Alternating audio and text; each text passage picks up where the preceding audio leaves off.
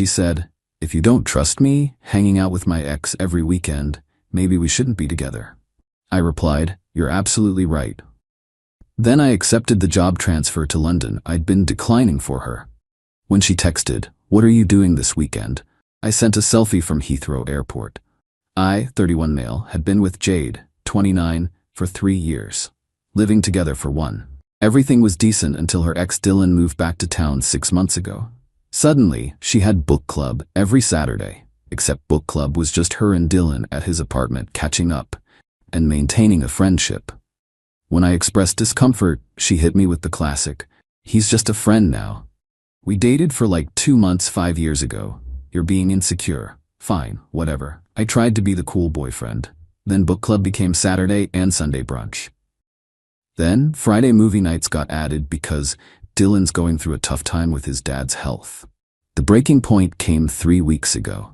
I'd been offered a massive promotion, heading up our London office. 130K salary, full relocation package, 3-bedroom flat covered for a year. Dream job. But I'd turned it down twice because Jade couldn't imagine leaving her family. That Saturday, she was getting ready for book club again.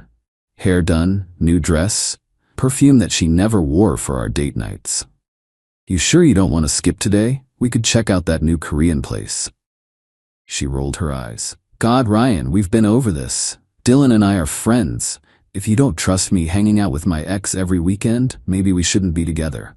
I looked at her for a long moment. "You're absolutely right." "Finally. See, I knew you'd—" "Wait, what?" "You're right, we shouldn't be together." Her face went through about 12 expressions. "Ryan, I didn't mean—" "No, you made a good point. This isn't working." I walked to our bedroom and sent an email to my boss. "I'll take the London position. Can start in 2 weeks. Jade followed me. "What are you doing?" I was just frustrated. "You can't just—" "I'm accepting a job offer. You should probably stay at your parents' tonight, or Dylan's, your choice." "Are you seriously breaking up with me over this?" "You literally just said we shouldn't be together." "I'm agreeing." She started crying. Not sad tears, angry ones. "You're being ridiculous. It's just friendship." "Cool, be friends. I'll be in London." She grabbed her purse and stormed out. "You'll regret this." 20 minutes later, my phone exploded. "Baby, let's talk about this. You can't just end 3 years like this. I'll stop seeing Dylan if it bothers you that much." "Ryan, please. This is so immature." I didn't respond. Instead, I started packing. Update 1. The last week has been illuminating. After our breakup, Jade went straight to Dylan's. I know because she posted an Instagram story from his couch with a wine glass and the caption, "When life gives you lemons," at 2 a.m. Her best friend Mia texted me, "Did you guys really break up?" "Me?" asked Jade. "She's the one who suggested it." "She says you're moving to London?" "Yep, yep. But she told everyone you'd never leave because you're too attached to your mom." "My mom lives in Florida. I see her twice a year." Meanwhile, I was busy. Submitted my 2 weeks notice, started shipping stuff to London, found someone to take over my lease. The company was covering everything. Movers, flights, temporary housing. The works. Jade tried to come by the apartment while I was packing. I'd already changed the locks. She wasn't on the lease. Just stayed over so much she basically lived there. "Ryan, I know you're in there. We need to talk." I texted her.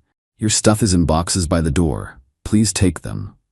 "I'm not taking my stuff because I'm not leaving. This is insane. The lease is under my name. You never officially moved in, remember? You insisted on keeping your parents' address for mail." That was her tax evasion scheme, claiming she still lived at home to avoid city taxes. Backfired beautifully. She left, but not before telling our entire friend group I was having a mental breakdown and abandoning everything for a stupid job. Then the Dylan truth came out. My buddy Ethan works at the same gym as Dylan. Overheard him on the phone. "Yeah, she's basically single now. Her boyfriend's having some crisis." "No, babe, I told you. Jade and I are just friends." "Yes, I'm still coming to your sister's wedding." "What do you mean you saw Instagram? That was nothing." Turns out Dylan has a girlfriend, Olivia, who lives 2 hours away and comes down every other weekend. The weekends when Jade supposedly had family obligations. Ethan sent me screenshots of Dylan's texts in their gym group chat from 2 months ago. "Boys, You gotta see this chick I'm hooking up with. Her boyfriend thinks we're having book club. Mao. I forwarded them to Jade with one word, interesting. She called 17 times. I was busy booking my flight. Update 2. My flight was Saturday at 3 p.m. The same Saturday Jade had book club for 3 months straight. That morning, she showed up with her mom, Diane, and her sister Haley. Full intervention mode. Ryan, sweetheart, Diane started. Jade told us about your mental health crisis. What crisis? The sudden decision to abandon your life and move across the world. It's clearly a cry for help. It's a 70% pay raise and an executive position. Haley jumped in. But what about Jade? You can't just leave her. She ended things. I'm respecting her decision. She didn't mean it literally. Jade screamed. Then maybe don't use ultimatums you don't mean? Diane tried another angle. What about the apartment? Jade's been living here. No, she's been visiting. All her mail goes to your house. She's not on any bills. Legally, she's a guest. You're really going to abandon her over one little friendship? Haley asked. I pulled out my phone and showed them Dylan's gym chat screenshots. Silence. Diane went pale. Is this real? Jade turned red. Those are out of context. What context makes her boyfriend thinks we're having book club? Oh, better. They left after Jade called me emotionally abusive for spying on Dylan. I wasn't spying. Ethan volunteered the info because he thought I should know. At noon, I posted a photo on Instagram. New adventure begins. London, here I come. The comments were immediate. Wait, what? Bro, when did this happen? Is this why Jade's been crying on her stories all week? At 2:30 p.m., while boarding, Jade texted, "What are you doing this weekend? Can we talk?"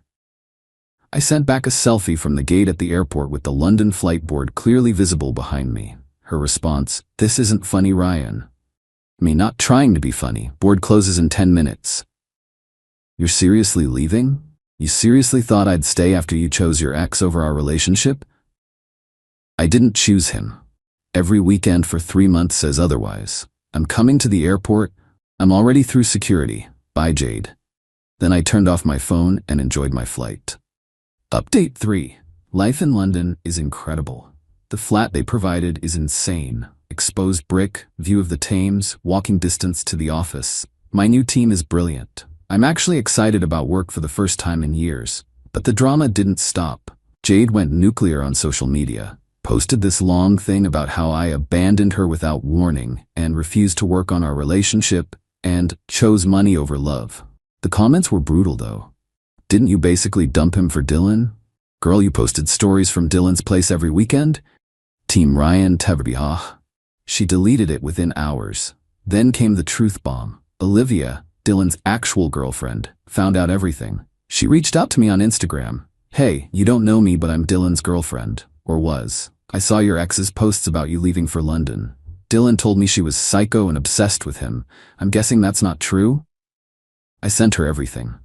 The book club lies, the screenshots from the gym chat, the timeline of their meetups. She was devastated but grateful. Then she sent Emmy something. Screenshots of Dylan's texts to her.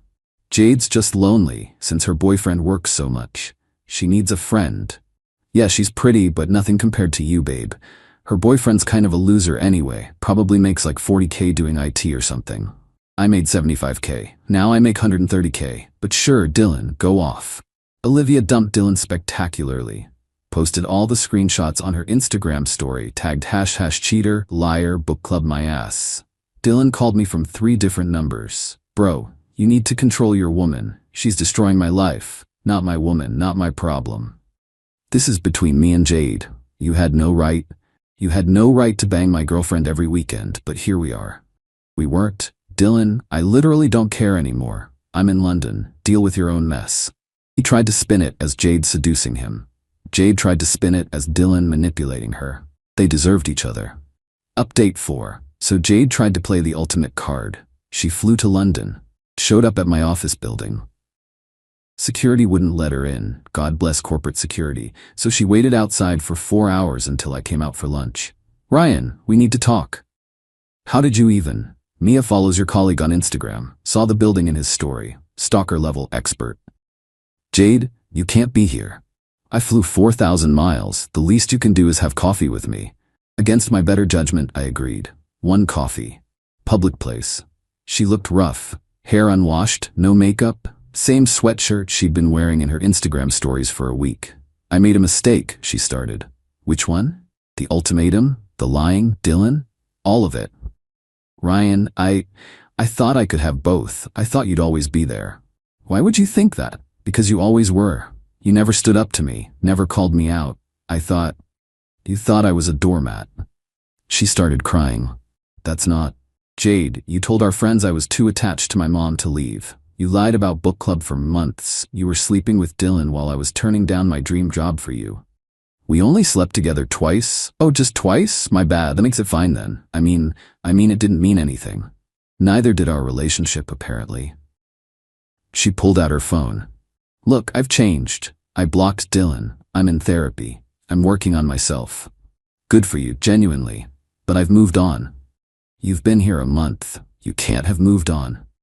I moved on the moment you said we shouldn't be together. I just took your advice. Then she played what she thought was her ace. I'm pregnant. I laughed. Actually laughed. No, you're not. How do you? Because we haven't had sex in 2 months. You were always too tired after book club. Unless it's Dylan's? Her face crumbled. I'm not pregnant. I know. I needed you to care. I did care for 3 years. You just didn't notice until I stopped. She flew back that night, but not before sending one last manipulative text. I'll wait for you, however long it takes. I blocked her. Update 5. Remember how I said Jade would wait? Yeah, that lasted about 2 weeks. She started dating someone new, Kieran, her CrossFit coach. Posted constantly about how the right person comes when you're working on yourself, and sometimes your soulmate is at the gym all along. Mia sent me the tea. She's basically living at his place already, been like 3 weeks. Pattern's gonna pattern. But here's where it gets wild. Dylan reached out, on LinkedIn of all places. Hey man, heard you're killing it in London. Actually just got an offer there myself. Would love to buy you a beer and clear the air. This absolute walnut thought we'd be buddies now. No thanks. Good luck though. Come on bro, water under the bridge. Jade meant nothing to me. That's exactly the problem, Dylan. He took the job anyway. Guess where his flat was? Same building as mine, because of course it was. I ran into him in the lobby my second week, with a girl, who wasn't Olivia, who looked about 19. Ryan, bro, this is Chloe. Chloe, this is my buddy Ryan. We're not buddies, Dylan. Chloe looked confused. Dylan went red. Don't be like that, man. We're neighbors now. I'm moving next month. I wasn't, but he didn't need to know that. Chloe Googled Dylan that night. Found Olivia's tagged posts, dumped him via text in the building's WhatsApp group by accident instead of texting him directly. Dylan, I can't believe you're the book club cheater. We're done. 212 residents saw that message. The security guys call him book club now. Final update. Jade's relationship with Kieran exploded. Shocking, I know. Turns out Kieran was also just friends with his ex. They had workout sessions every weekend. Jade found them in a very compromising stretching position. She messaged me on WhatsApp, forgot to block her there. Now I understand how you felt. I'm so sorry. I left her on read. But the real karma came from an unexpected source. The tax thing. Remember how Jade claimed she lived with her parents to avoid city taxes? Well, someone reported her. That someone may have been Olivia, who works for the state tax department and takes fraud very seriously. Jade owed 3 years of back taxes, penalties, and interest. About $18 total. Her parents had to bail her out, but only after making her move back home for real this time. Dylan's still in London, but his reputation preceded him. The book club story spread through our industry. It's smaller than you'd think. He's been on exactly 0 dates from work events. Still calls me bro in the elevator. I still ignore him. Haley reached out last week. Jade wanted me to tell you she's sorry. She's really working on herself now. That's nice. I hope she figures it out. She also wanted to know if you're seeing anyone. Yes, I am. Her name's Awif. She's Irish, works in publishing, thinks the whole book club story is hilarious, and has exactly 0 exes she hangs out with every weekend. Last week was my 6-month review. Got another raise and a permanent position. The company wants me here long term. I said yes immediately. Jade's last Instagram post was about growing through what you go through. And sometimes the best thing someone can do is leave so you can find yourself. The comments were turned off. To everyone who said I should have fought for the relationship, why? She literally told me we shouldn't be together if I couldn't handle her hanging with her ex every weekend. I just agreed with her assessment. To those saying I was too harsh, I turned down a life-changing opportunity twice for someone who was cheating on me every weekend while calling me insecure. I wasn't harsh enough. And to those asking if I regret leaving, I'm making almost double my old salary, living in an amazing city, dating someone who actually respects me, and Dylan has to see me thriving every single day in the building where everyone calls him book club. My only regret is not taking the job the first time it was offered. Oh, and Jade, since I know you still check my socials with fake accounts, Faye and I are planning a weekend trip to Paris. Don't worry though, it's not with her ex. She doesn't need book club to be happy. Cheers from London. Edit. Stop asking for Dylan's LinkedIn. Let's not do that. Edit 2. Yes, Olivia really works for the tax department. Yes, she really reported Jade. No, I didn't ask her to, but I'm not mad about it. Edit 3. To everyone saying this is fake because of the coincidence of Dylan being in the same building, it's corporate housing. The company has a deal with the building. There are 4 other people from my industry here. London's big, but professional circles are small.